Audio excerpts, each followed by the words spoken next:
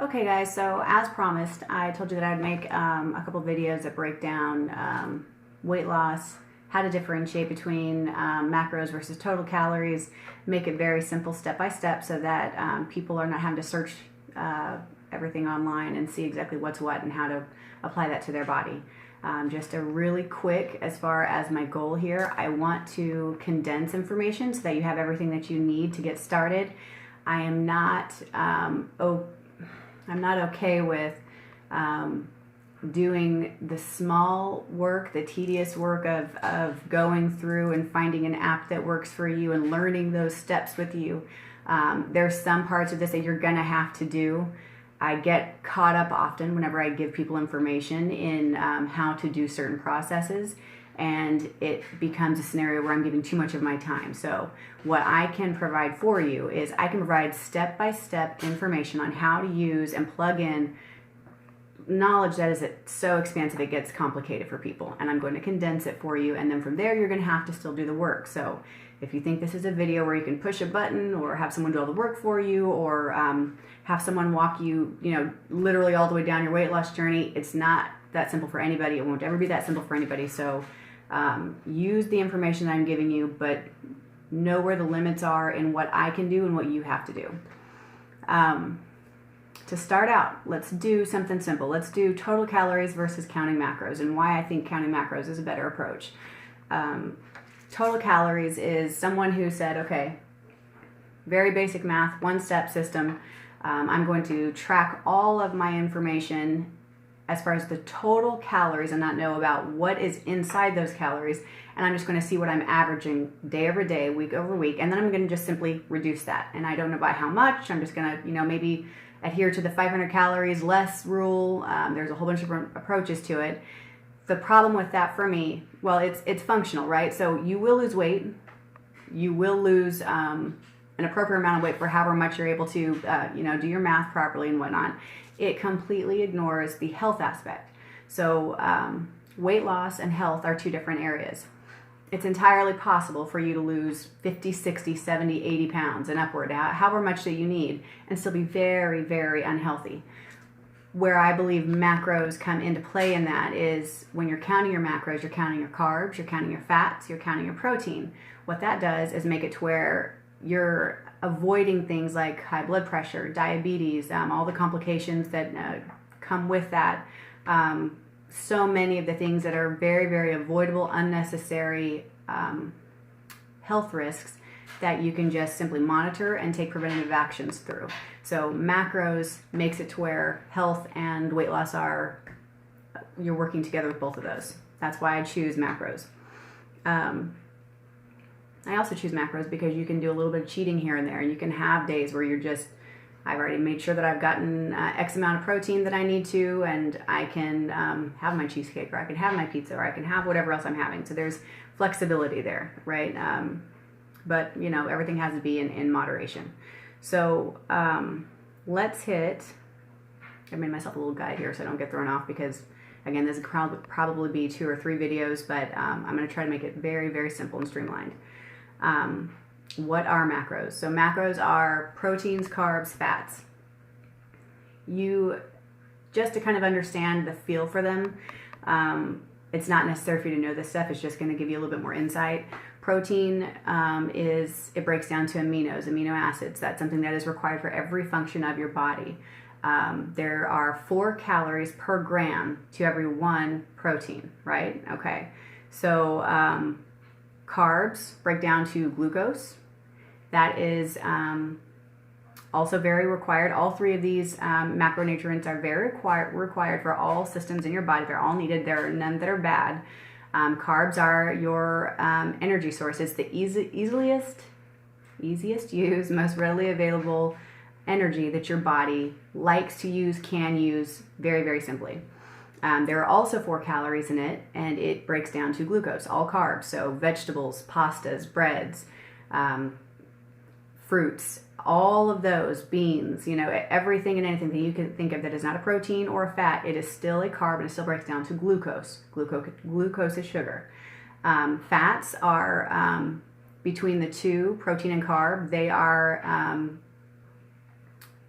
between protein, carbs, and fats. Fats are the more calorically dense, so that means there are 9 calories for every gram. Fats break down to glycerol and fatty acids. Also very necessary for all parts of your body, for all functions. Making sure that you have the ability to grow lean muscle mass and have energy reserves that are available for you whenever glucose is not available. So just knowing that all 3 are necessary for your health makes it a little bit easier in avoiding some of the very harsh, very extreme dieting forms that you'll hear. You will see a lot of people on the keto diet. They're trying to keep their carbs very low, and they're trying to keep their high fats and high protein going. And the reason I believe that they're doing that is because they think they can eat a lot more fun foods. You hear about the bullet coffee, butter in your coffee, and you hear about the, what are those things? The pork rinds or something like that. But you're not going to enjoy long-term what you can get if you just have a balanced approach to this. And there are so many parts, like I said, of your system that require glucose. There are reasons that you're not only shorting yourself as far as things that you can eat, but it's also going to cause hormonal imbalances if you get into a state of ketosis that's too high. There are your brain requires carbs, right? So unless you know that system very, very well and you know how to slide in and out of it as is required, you're biting off more than you can chew. You're making it a lot more complicated, and it is not going to make it to where you can have more better tasting food. So let's break down kind of the understanding one more. Let's just kind of consolidate here. You have total calories versus macros. Total calories means that you are tracking just a number. Macros means you're tracking that total number daily, but you're also knowing what's in those. What is in those are where macros come into. Macro stands for macronutrient. You've got protein, your carbs, and your fats. Proteins have 4 calories per gram. Carbs have 4 calories per gram. Fats have 9 calories per gram, which is why we have to watch our fats because they're a little bit more calorically dense. The mechanism behind each. So again, protein is amino acids. Carbs are glucose, which is your energy source, your fuel that your body likes most. And then fats are your glycerol and your fatty acids. All of these are things that your body requires to build, repair, maintain muscle, every system in your body, your brain, your hormones, everything. Your body requires these. There are no good or bad as far as it comes to any of them. It is in keeping them in the right ranges and ratios. That is all. Let's see here. Okay, where to start? I'm going to give you 2 options to start with, okay? When you're talking about going and people who say, well, go get your BMI done, and that'll tell you kind of, what your body requires. BMI is very dated. It just takes your height and your weight. It doesn't look at how much lean body mass you have, which is your muscle. It just takes 2 specific things, and it tries to tell you whether or not you're in this healthy range. It's the biggest load of crap that's ever been used. It's a gauge. It's a tool that can be used, amongst other systems to kind of get you closer. If you just had a big barn style, I don't know, I lost that one.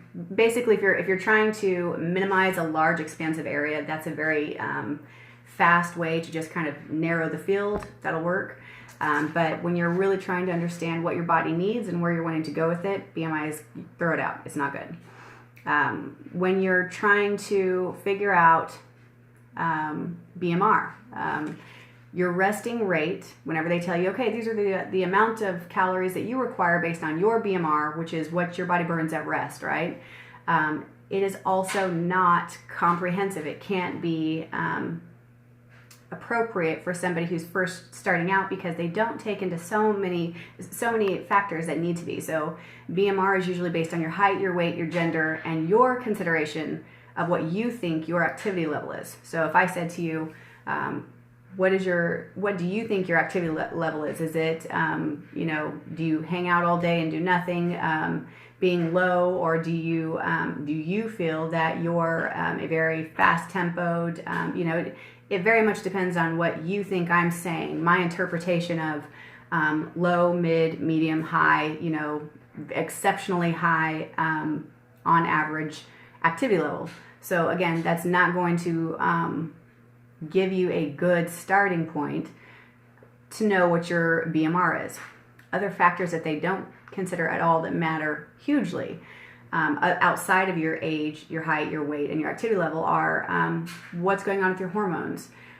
Do you have any diseases? Do you take any medications that would slow your metabolic speed down or speed it up? So many things that for women, if you've had a hysterectomy, do you still have your ovaries? Are you producing what you used to? Just too many things, too many variables. All of this to say this, okay? When you talk to people who say, I'm going to tell you what your lean body mass is, or I'm going to tell you what your BMI is, or I'm going to tell you this, and then you can start from there by knowing how many calories you need. It's crap. It's crap. Again, it will give you, if you have a big expansive area, it can narrow down a general, understanding and direction for you. It is not going to start you out properly though, because you're very likely going to be off by 800 to 900, maybe sometimes 1,000 calories, because they always shoot you way higher. For me, for instance, if I went online for my height, weight, age, activity level, they would start me out at around 2,200 calories daily. I would put on 30 pounds within a 2 or 3 month window if I ate like that on a regular basis. That's it. So that they're not taking in the full picture. How to know what the full picture is? Okay. You have to know what you're already doing, what your body's been averaging, in order for you to know where you should be, right? Because despite all of these other variables that make it a little bit difficult, it still can be very simple. The best way to make it simple is find out what you're already averaging, where your baseline is, and go from there. 2 methods there, okay? There are 2 options for this. If you are okay with apps and you're okay with cell phones and technology, then you can start by tracking your macros, tracking your daily foods using a app. I use one that's called Fat Secret. I have used it for years just because it's free, it's easy to understand, it's available on Android, but that doesn't mean you have to use that one. That's just one that you can use if you'd like to. Or you can track by journaling. This one to me takes a lot more constant, just where did I put it, where did I look. If I don't have it in front of me or attached to my phone, I'll probably lose it. So this is just a simpler method for me. But if you don't like phones, you don't like apps, you don't like technology, get a log, and you're going to be logging all of your food. You're still going to have to look stuff up. You're still going to have to look at the back of all of your foods to see what the calorie label says. Still the same amount of work. It's just writing versus putting it into an app. Track your calories for 3 days in a row. Not your clean calories, not your what I would like to be on a really nice day where everything is, ideal and perfect and I was really just doing my best. Track your calories, how you really eat. Be honest with yourself. But when I say calories, I mean your drinks, I mean your condiments, I mean your midnight snack, I mean all your meals, and in the right portions. If you do not track in the right portions, I had 4 ounces, I had 8 ounces, then you are substantially throwing your total calories off in a way that it won't work. It's not effective. So know what you're eating and know how much you're eating and don't miss anything. Do it for 3 days. See what your average is in your total calories, and then also see what your average is in your proteins, your carbs, and your fats. Fat Secret is the app that I use that does that for you. But again, if you don't prefer that, track and log it. In the next video, I'll show you what to do with that.